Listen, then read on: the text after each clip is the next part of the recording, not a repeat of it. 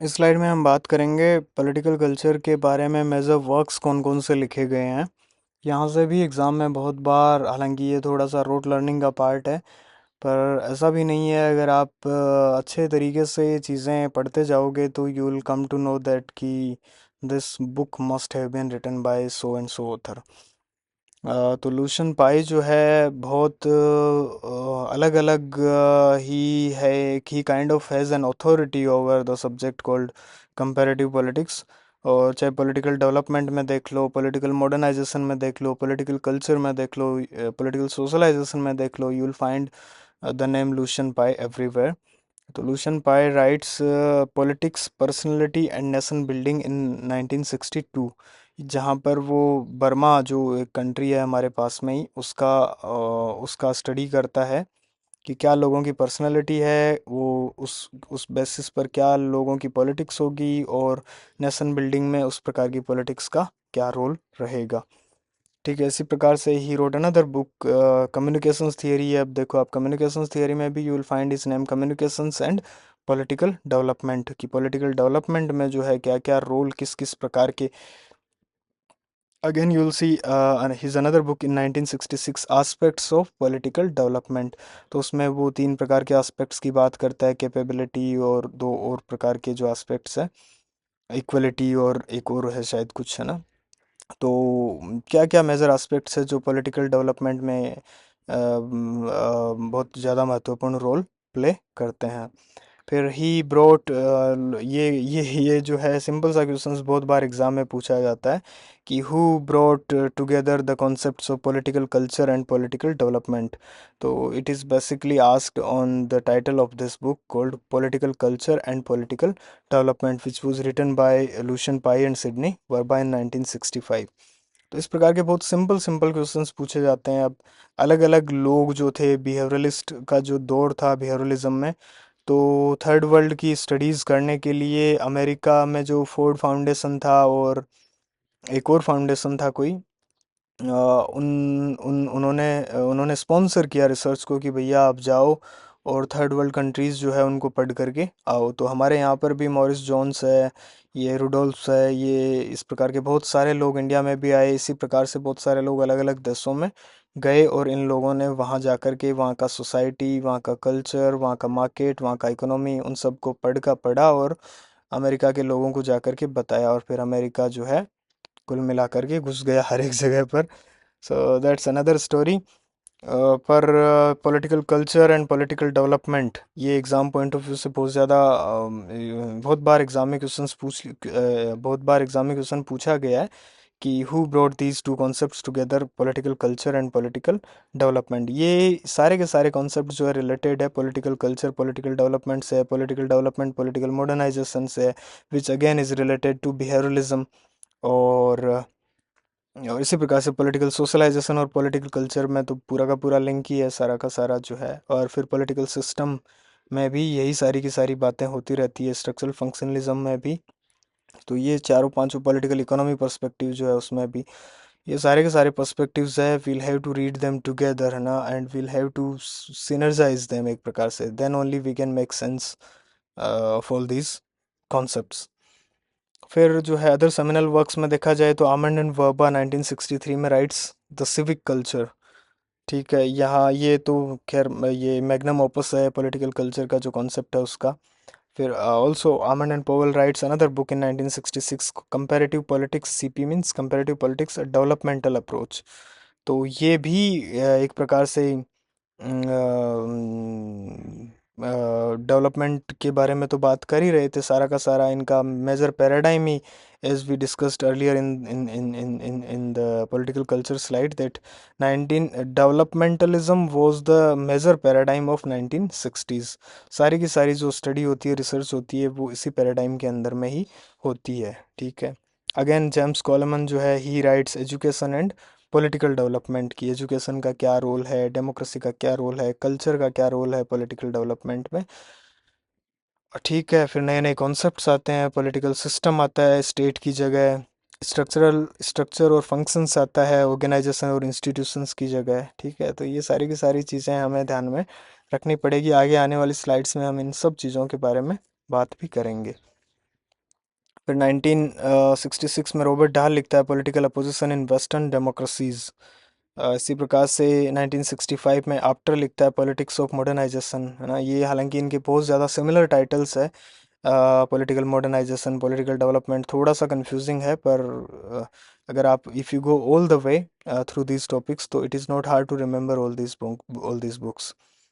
फिर फाइनर जो है ये तीन प्रकार की कल्चर को क्लासिफाई करता है आगे जा कर के। ही rights on the basis of military history, या फिर मिलिट्री को ध्यान में रख करके पढ़ता है। That's why his title man on horse back, है ना, कि किस प्रकार से जो पहले कैवलरी होती थी, घुड़सवारी वो लोग करते थे और लोगों को मरते मारते थे। तो ही रोट 1962 में man on horse back. Dennis Kawang hai, he also writes this book, Political Culture. He also talks about the concept of subcultures. He poses the question whether there can be a national culture or not. Daniel Bell है, ये थोड़ा सा related book है इसी topic से, end of ideology. फिर Francis Fukuyama का है end of history and the last man. फिर कासल्स लिखता है pressure groups and political culture, ये लिखता है पार्टीज एंड डेमोक्रेसी। इसमें ये पॉलिटिकल कल्चर का बहुत बड़ा बज़ एंड कैमन जो है, ये भी बहुत बड़ा रोल देखते हैं पॉलिटिकल कल्चर का। तो एक बार में नहीं याद होगी ये सारी की सारी किताबें जो है। जैसे जैसे आप कॉन्सेप्ट्स पढ़ते जाओगे, कोई भी आप चीज़ पढ़ो, आमंड एंड वर्बा के बारे में, आमंड एंड पॉवेल के बारे में, तो आपको वो बुक भी ध्यान में उसी टाइम रखनी चाहिए, क्योंकि वहीं से उसी टॉपिक से, जो टाइटल है बुक का, वहीं से वो टॉपिक भी निकल करके आता है। तो again as I said, it is not really hard to remember, but it takes a little time and some efforts may be. इसी प्रकार से डेफिनेशंस को याद रखना भी कोई बहुत ज़्यादा मुश्किल कार्य नहीं है। डेफिनेशंस में जहाँ तक बात की जाए, वही सब के सब लोग एटीट्यूड्स की, बिलीफ्स की, इमोशंस की, वैल्यूज़ की, मोरल्स की बात करेंगे, जिनकी वजह से पॉलिटिकल कल्चर फॉर्म होता है। अब एलन बॉल जो है वो क्या कहता है कि political culture is composed of the attitudes, first beliefs, emotions, values of society that relates to the political system and to political issues. कि लोगों के पॉलिटिकल एटीट्यूड्स क्या है, पॉलिटिकल बिलीफ्स क्या है, पॉलिटिकल इमोशंस क्या है, पॉलिटिकल वैल्यूज़ क्या है, वही क्या है, पॉलिटिकल कल्चर है ना। एटीट्यूड क्या होते हैं हमारे, कि भैया हम गवर्नमेंट को किस प्रकार से देखते हैं, गवर्नमेंट हमारा किस प्रकार से भला कर सकती है, किस प्रकार से नहीं कर सकती है, हम गवर्नमेंट में कितना बड़ा रोल प्ले करते हैं, कितना छोटा रोल प्ले करते हैं, गवर्नमेंट हमारी बात सुनती है या नहीं सुनती है, हम गवर्नमेंट को बदल सकते हैं या नहीं बदल सकते हैं। ये सारी की सारी चीज़ें आपकी क्या एटीट्यूड्स है, आपके ओरिएंटेशंस है गवर्नमेंट को लेकर के या फिर सिस्टम को लेकर के। इसी प्रकार से लुशियन बाय भी बोलता है कि what is a political culture, a political culture is a set of attitudes, beliefs and sentiments which give order and meaning to a political process.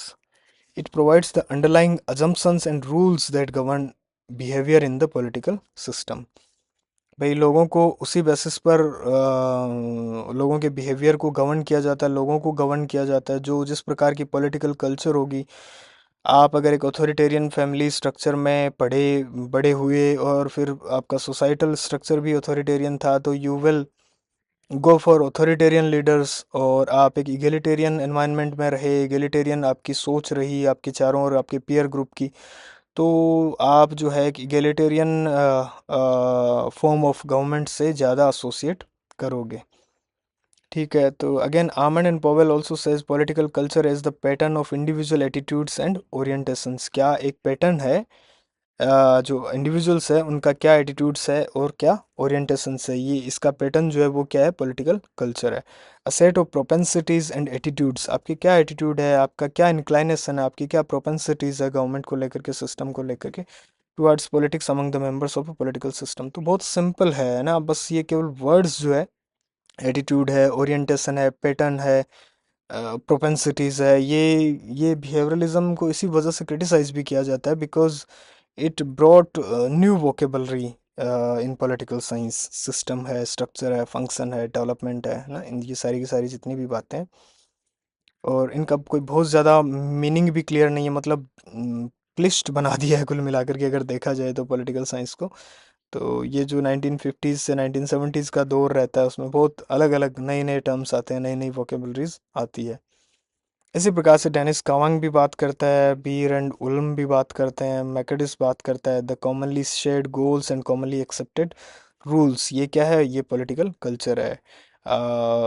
हैवुड का जो डेफिनेशन है वही वो भी यही है कि political culture refers to a people's psychological orientation towards the political system. यही बेसिकली पॉलिटिकल कल्चर है। आगे आने वाली स्लाइड में हम जो है आमंड एंड वर्बा का जो कॉन्सेप्ट है सिविक कल्चर का, उसके बारे में बात करेंगे। किस प्रकार से उसने जो तीन प्रकार के ओरिएंटेशंस थे, तीन प्रकार के क्वेश्चंस बोल दो, ओरिएंटेशंस बोल दो, जिनके बेसिस पर उन्होंने 5 कंट्रीज़ का स्टडी किया, और उन्हीं ओरिएंटेशन को ध्यान में रख करके वो तीन प्रकार के आइडियल पॉलिटिकल कल्चर को उन्होंने डिवाइड किया।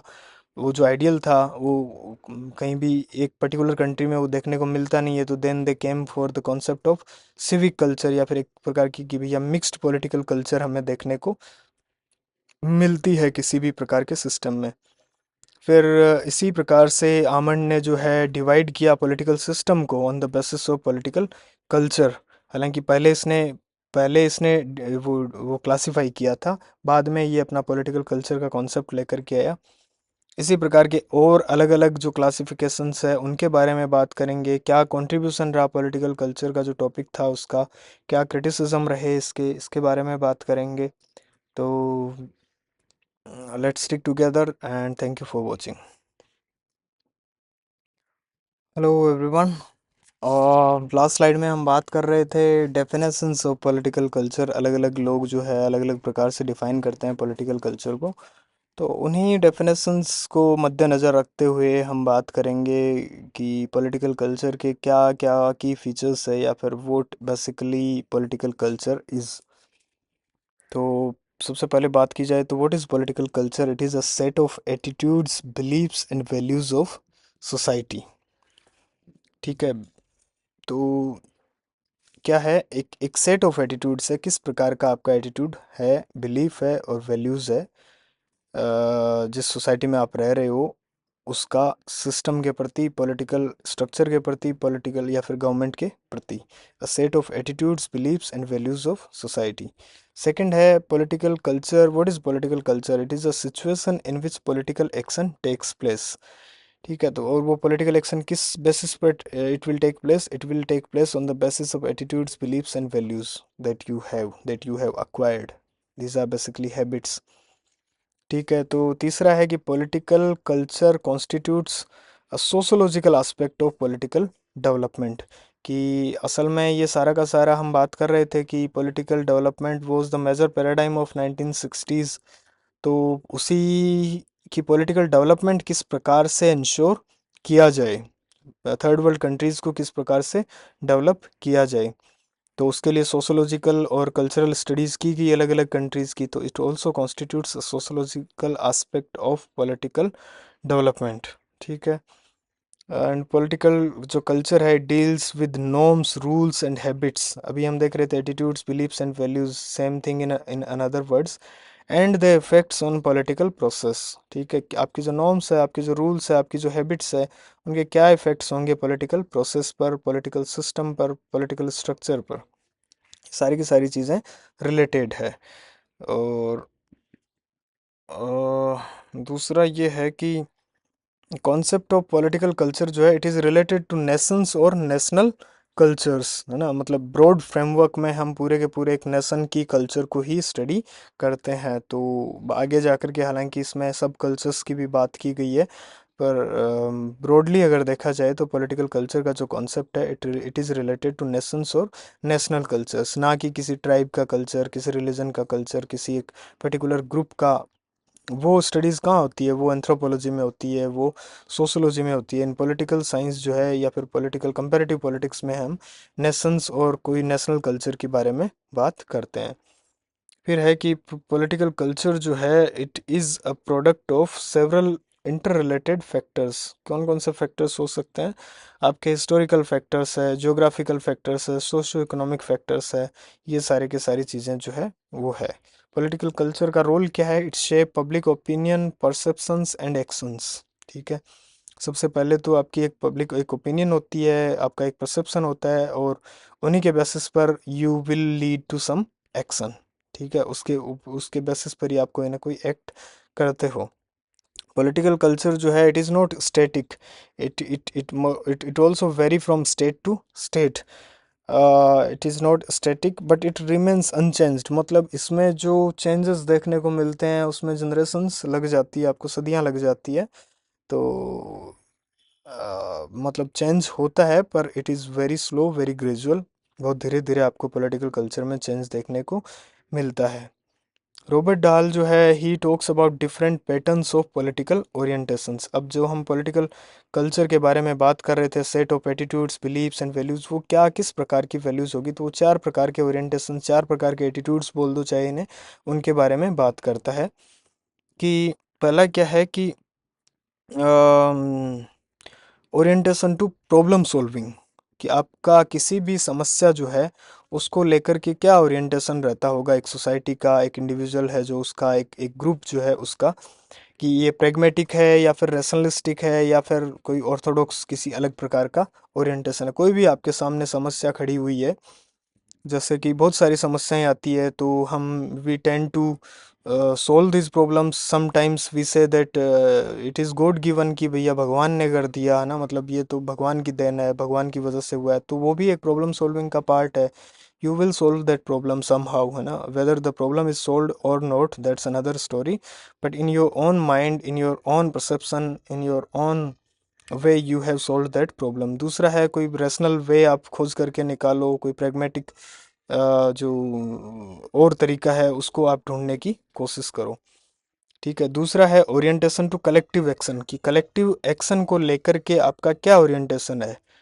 भाई कोई भी कलेक्टिव एक्शन हो रही है गांव के अंदर जो है, लोग कोई नाली साफ करने को लेकर के कोई मुहिम चला रहे हैं, या फिर कोई फार्मर्स है किसी बॉर्डर पर बैठ करके कोई आंदोलन कर रहे हैं, तो उसको लेकर के आपका क्या ओरिएंटेशन है। मतलब कोऑपरेटिव हो सकता है, नॉन कोऑपरेटिव हो सकता है, आप उसमें सहभागिता दिखाओ, और आप दूसरा बोलो कि भैया ये तो इनका, ये लोग पॉलिटिक्स कर रहे हैं, ये कर रहे हैं, वो कर रहे हैं, ये सब सोच करके आप अपने घरों में ही बैठे रह जाओ। तो किस प्रकार का ओरिएंटेशन है कलेक्टिव एक्शन को लेकर के आपका। तीसरा है ओरिएंटेशन टू पॉलिटिकल सिस्टम, कि पॉलिटिकल सिस्टम को लेकर के आपका क्या ओरिएंटेशन है। आप अटैचमेंट फील करते हो पॉलिटिकल सिस्टम से, या फिर आप एलियनेशन फील करते हो।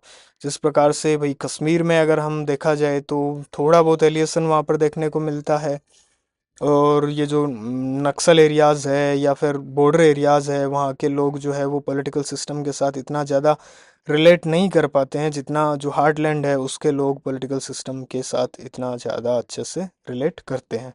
तो पॉलिटिकल सिस्टम को लेकर के क्या ओरिएंटेशन है आपका, यू फील एलिजिएंट और एलियनेटेड, दो प्रकार के ओरिएंटेशन हो सकते हैं, और भी बहुत प्रकार के हो सकते हैं। चौथा है orientation to other people, society या फिर आपका जो कल्चर है, नेशनल कल्चर है, उसके जो दूसरे खेमे हैं, उसके जो अलग लोग हैं, कोई कास्ट ग्रुप है, कोई रिलीजियस ग्रुप है, उसको लेकर के आपका क्या ओरिएंटेशन है। वो ट्रस्टफुल हो सकता है, मिसट्रस्टफुल हो सकता है। मतलब एक आप अभी देखने को मिलता है कि एक प्रकार से ट्रस्ट डेफिसिट सोसाइटी में हमें देखने को मिलता है, वेदर किसी रिलीजन की वजह से, किसी रिलीजन को लेकर के, किसी पर्टिकुलर कास्ट को लेकर के बहुत ज़्यादा ट्रस्ट डेफिसिट आपको देखने को मिलेगा पिछले कुछ सालों में। तो ये भी एक प्रकार का ओरिएंटेशन है, orientation to other people, it whether it is trustful और मिसट्रस्टफुल। तो रॉबर्ट डाल जो है, he singled out political culture as a factor which explains different patterns of political orientation या फिर political opposition, जो हमने अभी देखे, orientation to problem solving, orientation to collective action, orientation to political system और orientation to other people, ये अलग अलग प्रकार के हो सकते हैं। यही बेसिकली क्या है, ये political culture को ही बारे में रिप्रेजेंट कर रहा है। ठीक उसी प्रकार से पॉवेल जो है, आमंड और पॉवेल की बहुत सारी स्टडीज है साथ में, ही सेज दैट किसी भी नेशन का पॉलिटिकल कल्चर जो है, it can be mapped at 3 levels, 3 level. ये अब एग्जाम पॉइंट ऑफ व्यू से इस प्रकार के क्वेश्चंस जो है बहुत ज़्यादा इंपॉर्टेंट हो जाते हैं, बहुत आसानी से ये क्वेश्चंस फ्रेम हो जाते हैं, पहली बात तो। और मतलब क्लासिफिकेशन कंपैरिजन वाले जो क्वेश्चंस है वो याद रखना भी कहीं ना कहीं ज़्यादा आसान रहता है। तो ये बोलता है कि किसी भी देश का, नेशन का, राष्ट्र का पॉलिटिकल कल्चर है, उसको 3 लेवल्स पर मैप किया जा सकता है, पढ़ा जा सकता है, देखा जा सकता है। पहला है पॉलिटिकल सिस्टम लेवल, कि जो ब्रॉडर जो है पॉलिटिकल सिस्टम है, अभी हमने देखा कि ओरिएंटेशंस टू पॉलिटिकल सिस्टम जो रॉबर्ट डाल का देखा था, उसी प्रकार से ये बोलता है पॉलिटिकल सिस्टम के लेवल पर। पॉलिटिकल सिस्टम क्या है? एक बड़ा स्ट्रक्चर जो है आपका, गवर्नमेंट जो है आपका, आपका स्टेट जो है। दूसरा है द प्रोसेस लेवल। अब पॉलिटिकल सिस्टम अलग है, प्रोसेस, पॉलिटिकल प्रोसेसेस जो है वो अलग है। पॉलिटिकल प्रोसेस क्या है बेसिकली कि ये सोशल मूवमेंट्स है, पॉलिटिकल पार्टीज है, प्रेशर ग्रुप्स है, ये जो भी एक्टिविटीज़ करते हैं ये क्या है? पॉलिटिकल प्रोसेस है। तो इस लेवल पर देखा जाए तो कई कई बार हम होते हैं कि भैया हमने जो है केवल वोट देकर के ही अपने आप को सेटिस्फाई कर लिया कि we have played our part. लेकिन ऐसा नहीं है, पॉलिटिकल प्रोसेसेस भी बहुत सारी जिसमें गवर्नमेंट जो है बहुत सारे ड्राफ्ट्स इशू करती है कि लोग पढ़ें उनको, लोग अपनी प्रतिक्रिया दें, लोग मीडिया के थ्रू बहुत सारी चीज़ें गवर्नमेंट तक पहुंचाएं। ये फिर क्या है? वो 5 साल के बाद जो होने वाली प्रोसेस है वो सारी की सारी। फिर इसी प्रकार से कोई पॉलिटिकल पार्टी है, वो कोई धरना प्रदर्शन कर रही है, अपोजिशन पार्टी है वो कर रही है, कोई फार्मर्स ग्रुप है वो कुछ कर रहा है, तो ये सारी की सारी क्रियाएं जो है, प्रक्रियाएं जो है, ये पॉलिटिकल प्रोसेस का पार्ट होती है। तो इस लेवल पर भी पॉलिटिकल कल्चर को पढ़ा जा सकता है अकॉर्डिंग टू पॉवेल। तीसरा है द पॉलिसी लेवल। भाई पॉलिटिकल सिस्टम है, उसको हमने वोट दिया, ठीक है, अब जो है कोई ना कोई वो पॉलिसी बना देता है, जैसे फार्मर्स लॉज जो बन करके आए थे, कोई पॉलिसी वो लोग नई लेकर के आए, तो ये पॉलिसी लेवल पर है। इस लेवल पर लोगों की क्या क्रिया प्रतिक्रिया होती है। तो इस प्रकार से according to Powell, a nation's political culture can be studied at 3 levels: political system level, the process level and the policy level. कुछ अलग थियरीज भी है पॉलिटिकल कल्चर को लेकर के, जिस प्रकार से लिपसेट जो है इसका, इसने अपनी थियरी का नाम दिया फॉर्मेटिव इवेंट्स थियरी। ये बोलता है कि की इवेंट्स जो होती है किसी भी नेशन के फाउंडेशन में, किसी भी नेशन के फॉर्मेशन में, वो बहुत ज़्यादा रोल प्ले करती है उस नेशन के पॉलिटिकल कल्चर को शेप करने में। तो अपने इंडिया में भी अगर आप देखोगे तो इंडियन नेशनल मूवमेंट जो था, हमारा आज़ादी के लिए जो आंदोलन था, उस टाइम के जितने भी मूल्यस थे, वैल्यूज़ थे, हालांकि अभी उनको काफ़ी उनमें जो है डिजनरेशन देखने को मिला है, पर काफ़ी लंबे टाइम तक जो है हम उनसे इन्फ्लुएंस्ड रहे। Weather it is about secularism, whether it is about care for the marginalized sections, upliftment of marginalized sections, या फिर और भी बहुत सारी जो फॉरेन पॉलिसी लेवल में अगर देखा जाए तो एक प्रकार से I won't say pacifist but more of a pragmatic attitude जो था कि भैया किसी भी ब्लॉक के साथ अलाइन नहीं करना और अपने आप को एक इंडिपेंडेंट फॉरेन पॉलिसी, ये सारी की सारी चीज़ें थी। ये हमें मतलब ये फॉर्मेटिव इवेंट्स थियरी का पार्ट है कि उस नेशन का जो फॉर्मेशन हो रहा था, किस प्रकार से लोगों को फंडामेंटल राइट्स मिलेंगे, सबको मिलेंगे, कम को मिलेंगे, और यूनिवर्सल जो एडल्ट सफरेज था वो किसको मिलेगा, किसको नहीं मिलेगा, सबको दिया है ना। तो वो सारी की सारी चीज़ें मतलब पहले ही उनके बारे में बहुत सारी चीज़ें आपसी सहमति बन चुकी थी। तो किसी भी नेशन के फॉर्मेशन के दौरान जो की इवेंट्स होती है वो बहुत ज़्यादा इन्फ्लुएंस करती है। अब गांधी जी का जो था चोरी चोरा और ये जो कांड थे, और इसमें नॉन वायलेंस को लेकर के वो बहुत ज़्यादा असर्टिव थे, तो वो हमें बहुत सारे आगे आने वाले नेता लोगों में भी देखने को मिला कि वो किस प्रकार की पॉलिटिक्स आगे करते हैं। इसी प्रकार से हार्ट्स जो है उसका फ्रेगमेंट्स थियरी है, वो भी जब बहुत ज़्यादा पॉपुलर नहीं है दो, वो बोलता है कि जो ये जो कॉलोनाइज्ड कंट्रीज़ है, कोई कनाडा हो, इंडिया हो, these are basically fragments of European society. तो कॉलोनाइजेशन जो है वो इनकी पॉलिटिकल कल्चर को शेप किया है, करता है। अब इंडिया में भी आप देखोगे कि बहुत सारे जो कॉलोनाइजेशन के दौरान जो प्रैक्टिसेस थी, वो चाहे हमारे पॉलिटिकल सिस्टम में हो, वो चाहे हमारा अथॉरिटी को देखने का तरीका हो, है ना। अब जैसे इंडिया में आप देखोगे कि भैया एक डॉक्टर है, उसको गांव के लोग बहुत ज़्यादा, है ना, मतलब साहब है, ये है, वो है, इस प्रकार से मतलब बहुत ज़्यादा डिफरेंस, बहुत ज़्यादा रिगार्ड दिखाएंगे। या फिर कोई एसडीएम है, आईएएस है, तो ये शुरू से होता आ रहा है। मतलब कॉलोनाइजेशन की वो सिपोही साहेब बाबू, है ना, इस प्रकार की जो लैंग्वेज थी वो अभी भी लोगों के दिमाग में ही चल रही है। हालांकि वो लोग इससे बहुत आगे बढ़ गए, पर वी आर स्टिल समहाउ मतलब स्टिल देयर। इसी प्रकार से एंगलहार्ट जो है वो साइलेंट रेवोल्यूशन की बात करता है और पोस्ट मटेरियलिस्टिक एक थियरी पोस्ट मटेरियलिज्म की बात करता है कि किस प्रकार से जो है 1960s 70s के बाद में एक जनरल अफ्लुएंस आ गया है and people move towards issues that are not economic issues, है ना, जैसे कि एक basic measure of basic level of development है, क्या बोलेंगे इसको हम,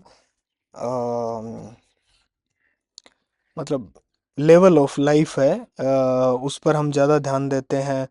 अच्छी हवा हो, अच्छा एनवायरनमेंट हो, न्यूक्लियर वेपन्स वगैरह कम से कम हो, एक सोसाइटी में जो है शोर बहुत कम हो, है ना, लाउड स्पीकर्स पर बैन हो, तो ये पोस्ट मटेरियलिस्टिक वैल्यूज़ है सारी की सारी। तो कहीं ना कहीं कल्चर का बहुत बड़ा रोल है, लोग किस प्रकार से एक पोस्ट मटेरियलिस्टिक मतलब मटेरियल से आगे बढ़ करके अपनी लाइफ को आंकने लगे हैं, देखने लगे हैं। तो ये सारी की सारी चीज़ें ही क्या थियरीज है कल्चर की अलग अलग लेवल पर। आगे वाली स्लाइड्स में हम और स्पेसिफिक इंक्वायरी जो है पॉलिटिकल कल्चर की उसके बारे में बात करेंगे। इस स्लाइड में इतना ही। Thank you for watching.